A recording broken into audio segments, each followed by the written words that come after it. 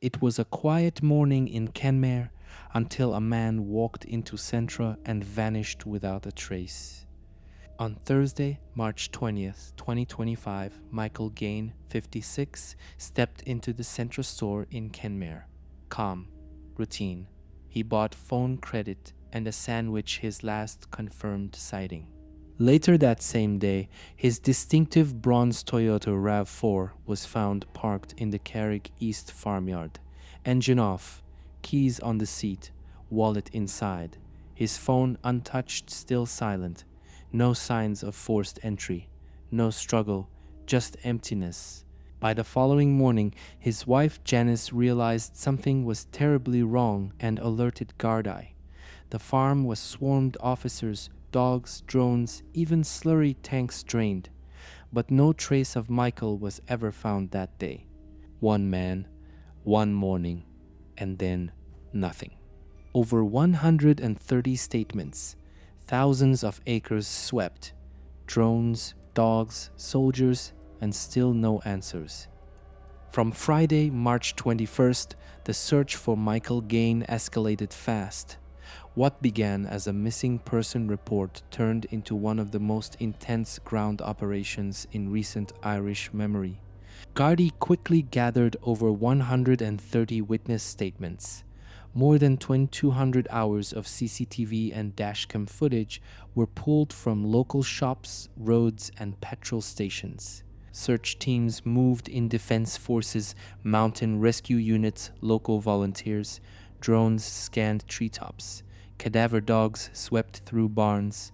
Divers checked nearby rivers and ponds. Even the slurry tanks on Michael's farm were drained and inspected. But nothing, no trace, no struggle, no blood, no body. Michael had no known enemies. He hadn't made any strange calls. He left his phone and wallet behind. There was no history of illness, no signs he ever meant to vanish. And yet, after days of searching across thousands of open acres, Michael Gaine was nowhere to be found. It was as if the land had swallowed him whole. It wasn't an accident. It wasn't a walkaway. This was something darker. Almost a month into the search, the Gardaí made a chilling announcement. This was no longer a missing person case. As of April 29th, it was officially classified as a homicide investigation. They confirmed there was no evidence Michael walked away, no hint of self-harm, and no sign of a tragic accident. After draining the slurry tank and sweeping the farm and finding nothing, they concluded someone must have intervened. The tone shifted. Investigators went from looking for a man to piecing together a crime. That reclassification sent shockwaves through the community. Michael hadn't disappeared, he'd been taken. Now, the question wasn't where he was, but who had taken him, why, and most disturbingly, how they covered their tracks so well. A machine jammed. A farmer opened it, and what he found stopped the case dead in its tracks. On May 16th, nearly 2 months after Michael vanished, a contractor was using the slurry spreader on Carrick East. The machine suddenly jammed. Panicked, he climbed in to investigate and discovered something no one expected: human remains. Within hours, the Gardaí were back on the scene. They found fragments of bone and tissue floating in the tank. The slurry tank, which had been drained and inspected in late March, was now holding the remains of the missing farmer. Clearly, this wasn't an accident, it was evidence. Forensic experts were brought in immediately. They collected samples, examined the contents of the tank, and worked to identify the victim. When the DNA results came back, a grim confirmation followed. The remains belonged to Michael Gaine. No autopsy report has been made public, but its discovery transformed the investigation from puzzling disappearance to brutal murder. But wait, didn't they already check that tank? Back in late March, just days after Michael vanished, the Gardaí and fire services reportedly drained the slurry tank and inspected it carefully. And at that time, they found nothing. No remains, no scraps of cloth, nothing. Yet now, in mid-May, that very same tank is the scene of the crime. Human bones and tissue all traced to Michael surfaced under the mud. So here's the chilling question. Was the tank really empty back then, or was the search botched? Could someone have slipped in those remains after the initial check, or was that first sweep intentionally superficial, missed on purpose? That gap of more than 7 weeks between searches isn't just a timeline, it's a crime scene in itself. Either way, one truth stands: the timeline doesn't add up, and the Slurry tank's silence in March remains one of the most haunting puzzles of this case. He lived on that land, he helped on that farm, and now he's the center of this storm. By mid-May, a suspect stepped into the spotlight: Michael Kelly, 53, originally from the United States. For about 3 years, he had lived on Michael Gaine's farm in exchange for helping with daily chores. On May 18th, just 2 days after the remains were discovered, Gardy arrested Kelly on suspicion of murder. He was held overnight, but by the following evening, he was released. No charge was filed. Kelly has maintained his innocence. He insists he's not the killer and even claims he's being framed by organized criminals. The Gardys say they're still investigating. In a surprising move, they even traveled to Maine in the US to interview people connected to Kelly's past. Now, the man who once lived and worked among the Gaine family is entangled in a homicide investigation, and that connection has sent shockwaves through a quiet community. Too many questions, too many gaps, too much silence. When you strip it down, the timeline implodes with inconsistency. No blood in the RAV4, no damage to the farmhouse, no signs of forced entry. It's as if Michael walked into thin air or into someone's trap elsewhere. If Kelly was involved, why wasn't there a struggle? Why no forensic evidence tying him to any violent act?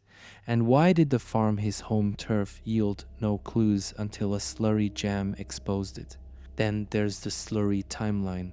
A tank checked and deemed empty in late March. By mid-May, it became the final hiding place for the body. That 7-week window. Who had access? What could have been done or planted in that time? Gardy officials have hinted at a personal disagreement, but no details have been released. Nothing about heated arguments, debts, or disputes that could explain motive. So here's the hard truth. We've got a body, but zero clarity. So motive? So timeline that makes sense. So suspects beyond Kelly, and even he hasn't been charged. This isn't just a case with pieces missing, it's a puzzle with more holes than a sieve.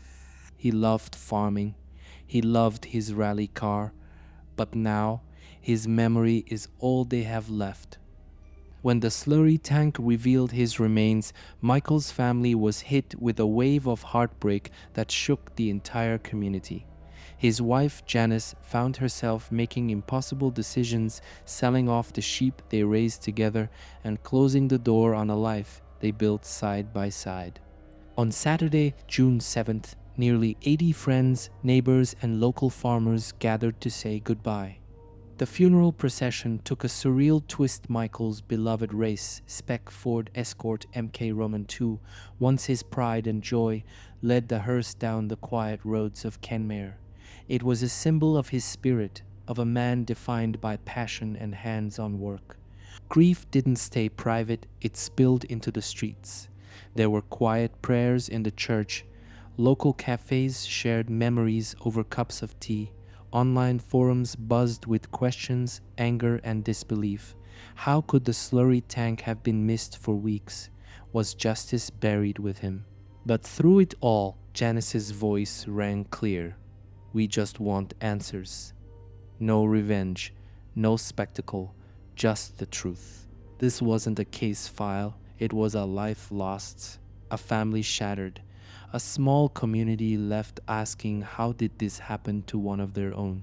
A month-long gap in a Slurry tank, a suspect without charges, and a motive that's still missing. Let's break it down. Why has no one been charged yet? Despite the shocking discovery, Gotti released Michael Kelly without charge after just 24 hours. What happened during those weeks between tank checks? From late March to mid-May, that slurry tank sat unchecked.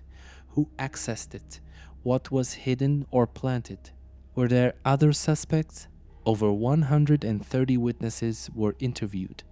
None has been named publicly. So why hasn't anyone else emerged? Was the crime scene tampered with? No blood in the car. No sign of forced entry. No struggle. It's as if the crime happened elsewhere or was staged. Where's the motive? Gotti hinted at a personal dispute, but no details. No public record of fights, arguments, or contracts gone wrong. None of the threads tied together, no motive, no clear suspect, and no definitive timeline. The case isn't just cold, it's missing an entire chapter. And until those pieces are found, Michael Gaine's death remains a mystery, and one of the most chilling unsolved crimes in recent Irish history. Michael Gaine didn't vanish, he was silenced, and now someone out there knows more. After weeks of searching, an arrest, and a grim discovery, the case remains unresolved. The Gardaí continue to investigate, but almost 3 months after his disappearance and nearly 2 months since his remains were found, no charges have been filed. There are still far more questions than answers. Who handled that slurry tank during the critical gap in late March? Was Michael killed elsewhere, then brought back to the farm to be concealed? Did others know what happened or even help hide the truth? The community is quiet but watchful. Janice, Michael's wife, hasn't given up hope. She still wants one thing: answers, not revenge, not closure, just the truth behind the man she loved and lost. And that's the heart of it. Until someone steps forward with the missing piece, this story remains unfinished, buried in slurry, shredded in silence, and waiting for justice. The body was found. The suspect walked free, but the real puzzle, the why, the how, and the who else,